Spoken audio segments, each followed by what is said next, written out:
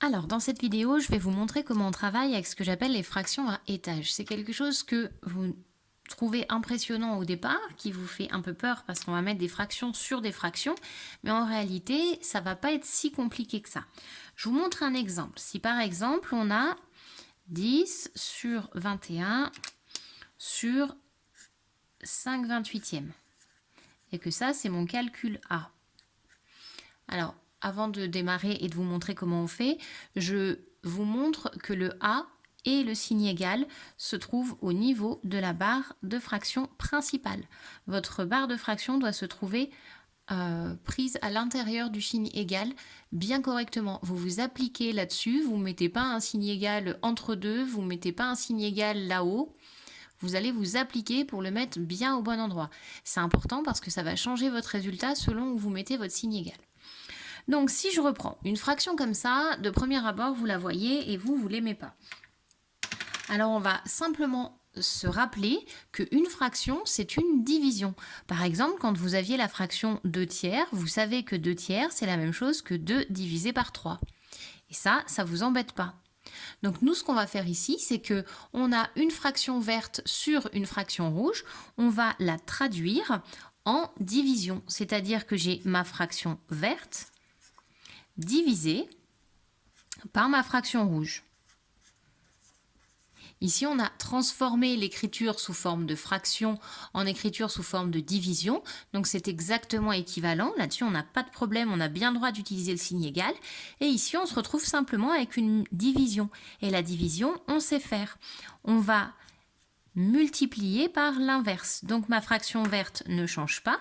Mon 10/21e reste là.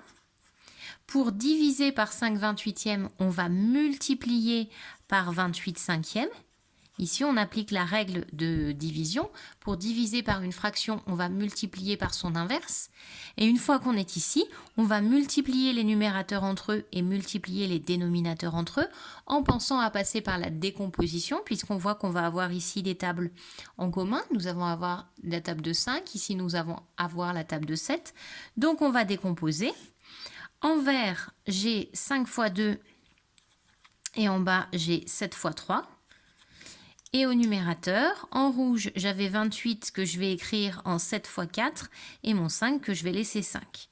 Donc au numérateur, j'ai bien 10 en vert multiplié par 28 en rouge et au dénominateur, j'ai bien 21 en vert multiplié par 5. Une fois que je suis là, je vais simplifier la fraction. On va simplifier ici par 7, on va simplifier par 5 et on regarde ce qu'il nous reste. Au numérateur, il nous reste 2 fois 4, ça fait 8 et au dénominateur, il nous reste 3. On a terminé, on a obtenu 8 tiers. Donc quand on voit une fraction à étage, on va transformer cette fraction à étage en division, tout simplement. Et une fois qu'on a une division, on sait faire. Notre division se transforme en multiplication par l'inverse. Et une fois qu'on a une multiplication, là encore on sait faire. Nous allons multiplier les numérateurs et multiplier les dénominateurs entre eux en utilisant la décomposition pour pouvoir trouver la fraction irréductible. Pour ceux qui peuvent aller un petit peu plus vite, pour ceux qui se sentent à l'aise, qui n'ont aucune difficulté pour passer à cette étape-là. Si vous voulez, et pour ceux qui ne se sentent pas à l'aise, vous faites cette technique-là, vous aurez la totalité des points, c'est parfait. Pour les élèves qui sont capables de faire comme ceci, c'est une présentation parfaite qui vaut la totalité des points en évaluation par exemple. Donc n'essayez pas d'aller plus loin si déjà vous trouvez ça compliqué. Pour ceux qui sont plus à l'aise, si je reprends le même exemple, que je remets les mêmes couleurs, on avait la fraction 10/21e que l'on va diviser par 5/28e.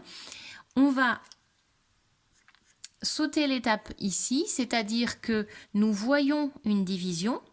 On sait que cette barre de fraction-là signifie la division, donc on va directement multiplier par l'inverse, c'est-à-dire que mon 10/21e va rester là, et on va multiplier par l'inverse de la fraction qui était en bas. Donc on va multiplier par 28 sur 5. C'est-à-dire ici qu'on a sauté cette étape-là. On n'a pas écrit la division, on a directement multiplié par l'inverse de la fraction qui était en bas. Donc celle-ci, on la retourne. ici et ça se transforme directement en multiplication. Donc pour ceux qui voient ça sans aucun problème, qui se disent bon bah une fraction à étage c'est simplement une division, donc je multiplie par l'inverse, vous avez le droit de le faire. Ici on remarque que ma fraction qui était en haut n'a pas changé. La fraction verte elle ne change pas. C'est uniquement celle qui était en bas qui va être multipliée par son inverse. On va transformer en son inverse.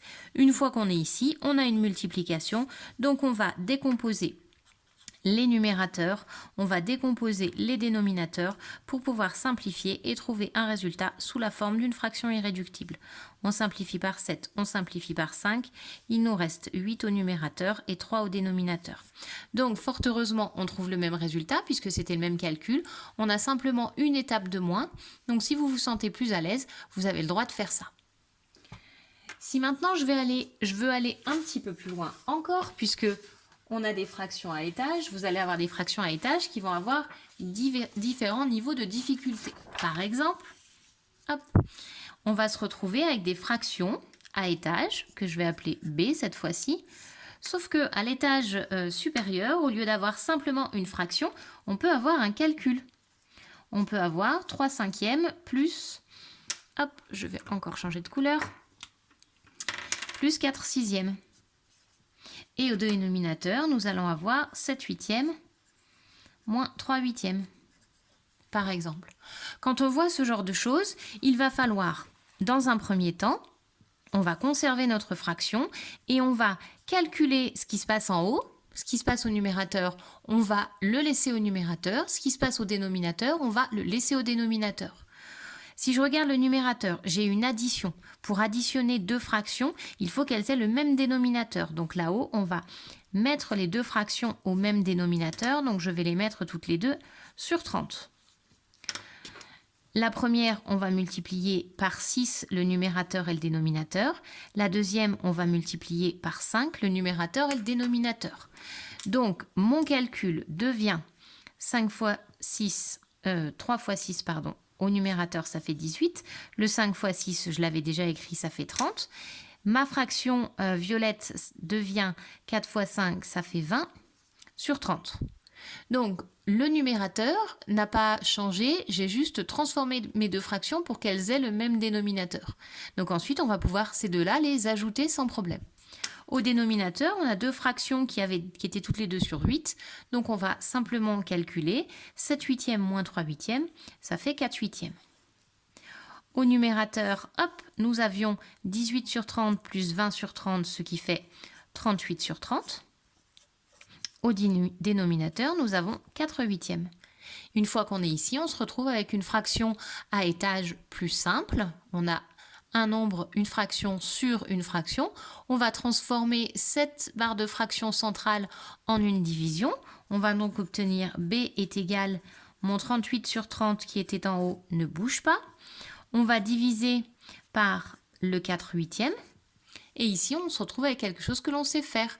On va diviser par une fraction, c'est-à-dire qu'on va multiplier par son inverse.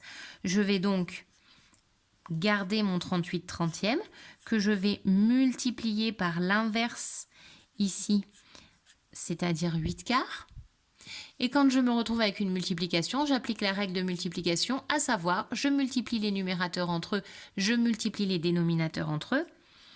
Donc, au numérateur, on a 38 que je vais décomposer en 19 fois 2, 8 que je vais décomposer en 2 fois 2 fois 2. Hop, le dénominateur, j'avais 30 que je vais décomposer en 15 fois 2 et mon 4 que je vais décomposer en 2 fois 2. Je vais simplifier. Ici, je simplifie par 2, je simplifie par 2 et je simplifie encore par 2. Au numérateur, il me reste 19 fois 2, ce qui fait 38. Au dénominateur, il me reste 15. Donc ici, on a un calcul qui est très impressionnant au départ. Si on est très méthodique, on va réussir à le faire sans trop de difficultés. On va s'occuper des numérateurs. On voyait qu'il y avait une addition, donc on applique la règle d'addition jusqu'à ce qu'on arrive à trouver combien ça fait. Au dénominateur, on avait une soustraction, donc on va pouvoir faire notre soustraction. Ici, on avait la chance d'avoir déjà le même dénominateur, donc on va gagner une étape. Une fois qu'on se retrouve avec une fraction à l'étage plus simple, si je puis dire, on va transformer notre fraction à étage en division. Notre division se transforme en multiplication par l'inverse. Et quand j'ai une multiplication, j'utilise la décomposition pour trouver le résultat. Donc, on a des étapes sur la première ligne et une fois qu'on est sur la fraction à étage, on va faire ce qu'on avait fait sur ce que je vous ai montré juste avant. Voilà. Si je reviens sur ce calcul-là, on a une deuxième manière de le présenter. Hop. Je cherche une autre feuille. Ici, si je reprends le même calcul, hop, je réécris le même calcul. 7 huitièmes moins 3 huitièmes. Et au numérateur, j'avais 3 cinquièmes plus 4 sixièmes. Si je n'aime vraiment pas l'idée de la fraction à l'étage, parce que celle-là, elle me fait vraiment très peur et du coup, on l'aime pas. Et on a envie de se débarrasser dès la première ligne de cette fraction à étage. On va pouvoir le faire. Par contre, on va faire attention. On a ce qui est en haut qui va être divisé par ce qui est en bas. Donc, on va écrire avec des parenthèses. Et là, c'est important. Si vous oubliez les parenthèses, ce sera faux. On a ce qui est en haut, c'est-à-dire 3 cinquièmes plus 4 sixièmes, qui va être divisé par 7 huitièmes moins 3 huitièmes. Et ici, il est impératif de mettre les parenthèses. Si vous oubliez les parenthèses, votre résultat sera faux. Ou s'il est juste, c'est que vous aurez mal choisi vos priorités de calcul et que du coup, ce sera vraiment très très faux. Donc ici, on avait une fraction à étage avec une addition en haut divisée par une soustraction en bas. C'est ce qu'on a noté, mais de façon plus linéaire. On a notre addition de fractions divisée par notre soustraction de fractions. Et ici, on va appliquer nos règles de calcul. Les parenthèses sont prioritaires, donc je calcule ce qui se trouve dans les parenthèses. Ici, on a une addition, donc on va réduire au même dénominateur. On va tout mettre sur 30. Pour mettre sur 30, on va multiplier ici par 6 et ici par 5. Ici, on a déjà des fractions qui sont au même dénominateur. Donc, dans ma première parenthèse, on se retrouve en vert avec 18 sur 30 et en violet avec 20 sur 30, que l'on va diviser par, je calcule ici, 4 huitièmes. Les parenthèses deviennent inutiles puisque j'ai plus qu'une seule fraction. J'ai calculé ici combien ça faisait. Donc là, j'ai plus besoin de parenthèses. Ensuite, ma première parenthèse, je vais pouvoir faire l'addition puisque j'ai le même dénominateur. Donc, je me retrouve avec 38 trentièmes que je vais diviser par 4 huitièmes. Et on va appliquer la règle pour la division, on va multiplier par l'inverse. C'est-à-dire qu'ici, je vais avoir 38 trentièmes que je vais multiplier par 8 quarts. Comme j'ai une multiplication, je vais multiplier les numérateurs entre eux, les dénominateurs entre eux, en utilisant la décomposition pour pouvoir réduire mon calcul. Et au dénominateur, on a 15 fois 2 multiplié par 4. Ici, je simplifie par 4 et je simplifie par 2. Au numérateur, il me reste 38. Au dénominateur, il me reste 15. Si on regarde, on retrouve le même résultat que ce qu'on avait fait précédemment. Comment je peux vous mettre ça pour que vous voyez tout? Voilà. On va retrouver ici et ici le même résultat, heureusement, puisque c'est le même calcul. Donc vous allez choisir ce que vous préférez. Soit vous préférez garder votre fraction à étage et calculer pas à pas, soit vous préférez vous débarrasser dès le départ de la fraction à étage. Dans ce cas-là, on la transforme en n'oubliant pas les parenthèses. Et ici, c'est un calcul qui est long, mais c'est que des choses que vous savez faire. Il faut juste être très méthodique. On voit une addition, on sait faire. On réduit au même dénominateur, on calcule. On a une soustraction de deux fractions qui sont déjà au même dénominateur, on la calcule. Une fois qu'on a la division, on transforme en multiplication par l'inverse. Une fois qu'on a la multiplication, on décompose numérateur et dénominateur pour pouvoir simplifier le résultat. Donc c'est que des choses que vous savez faire, il faut vraiment y aller pas à pas et ensuite vous arriverez à faire ça vous tout seul. Allez, bon courage!